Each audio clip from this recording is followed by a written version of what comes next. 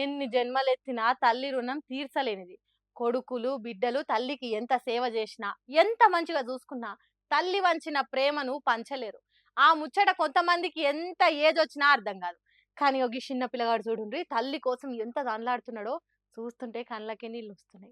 ఎంత కఠిన గుణపోళ్ళకైనా కన్నీళ్లు రాకుంటుండేగా వచ్చి వీడియోలు చూస్తుంటే.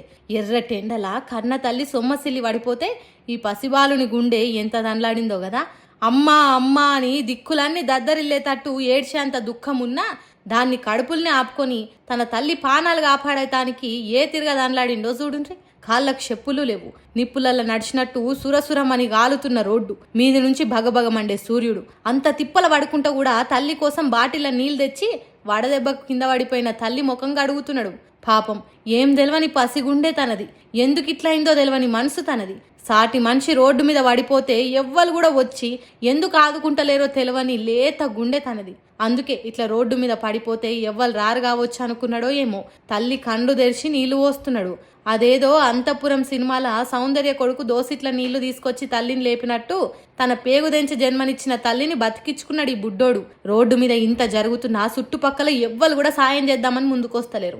అసొంటప్పుడు ఈ లేత మనసు ఎంత దండ్లాడిందో కదా తల్లి కోసం.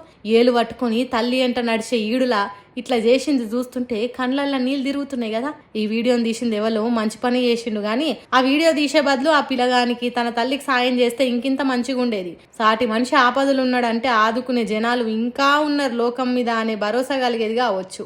ఈ పిల్లగాడు పెద్దగా అయినాక ఈ లోకం మా అమ్మకు కొన్ని నీళ్లు కూడా దాపించలేకపోయింది, మమ్మల్ని గాలికి వదిలిపెట్టింది అని ఎంత కోపంగా ఉంటాడో ఏమో కదా. ఏందో ఏమో జనాలకు బొత్తిగా మానవత్వం లేకుండానే పోతున్నది.